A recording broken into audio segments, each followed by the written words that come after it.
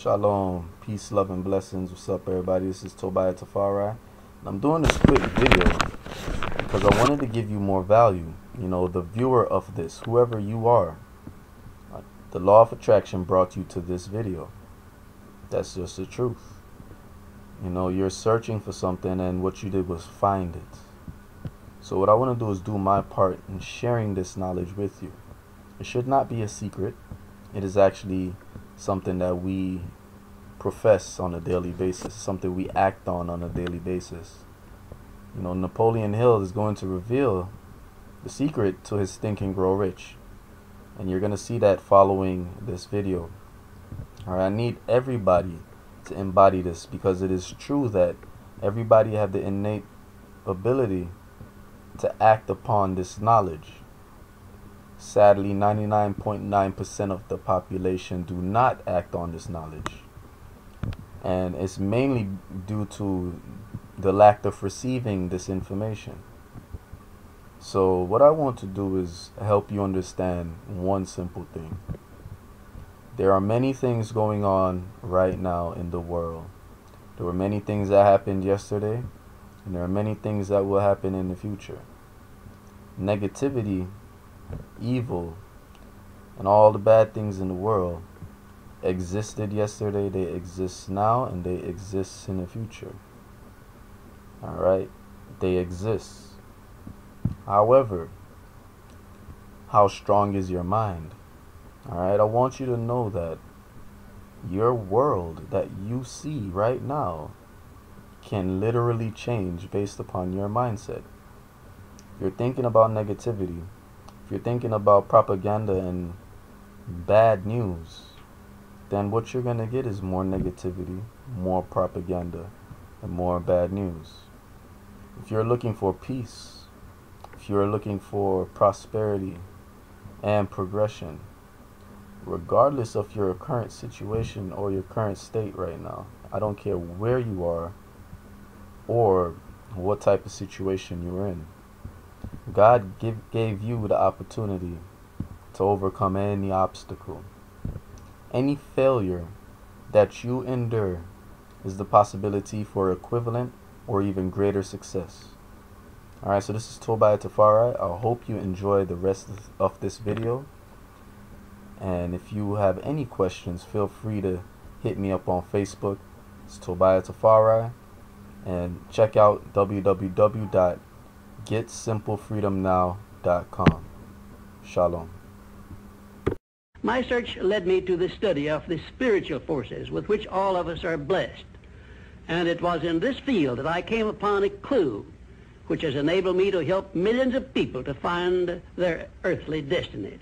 I want to describe my discovery in the simplest terms possible, because it will reveal to you why it is true that whatever the mind can conceive and believe, the mind can achieve, regardless of how many times you may have failed in the past or how lofty your aims and hopes may be. I caught my first fleeting glimpse of the profound law which provides the means by which we may choose our own purpose in life and attain it, while I was being coached by Andrew Carnegie during the organization of the Science of Success philosophy. I had just finished telling Mr. Carnegie that I feared he had chosen the wrong person to give the world the first practical philosophy of personal success because of my youth, my lack of education, and my lack of finances. Well, at this point, Mr. Carnegie delivered a lecture that I shall never forget because it changed my entire life and paved the way for my helping to change the lives of millions of people, some of them not yet born. Let me call your attention to a great power which is under your control, said Mr. Carnegie, a power which is greater than poverty, greater than the lack of education, greater than all of your fears and superstitions combined. It is the power to take possession of your own mind and direct it to whatever ends you may desire. This profound power, Mr. Carnegie continued, is the gift of the Creator, and it must have been considered the greatest of all of his gifts to man, because it is the only thing over which man has the complete and unchallengeable right of control and direction. When you speak of your poverty and lack of education, Mr. Carnegie explained, you are simply directing your mind power to attract these undesirable circumstances, because it is true that whatever your mind feeds upon, your mind attracts to you. Now you see why it is important that you recognize that all success begins with definiteness of purpose, with a clear picture in your mind of precisely what you want from life. Then Mr. Carnegie continued his speech with a description of a great universal truth which made such an impact upon my mind that I began then and there to give myself a new outlook on life and set up for myself a goal so far above my previous achievements that it shocked my friends and relatives when they heard about it. Everyone, said Mr. Carnegie, comes to the earth plane blessed with the privilege of controlling his mind power and directing it to whatever ends he may choose.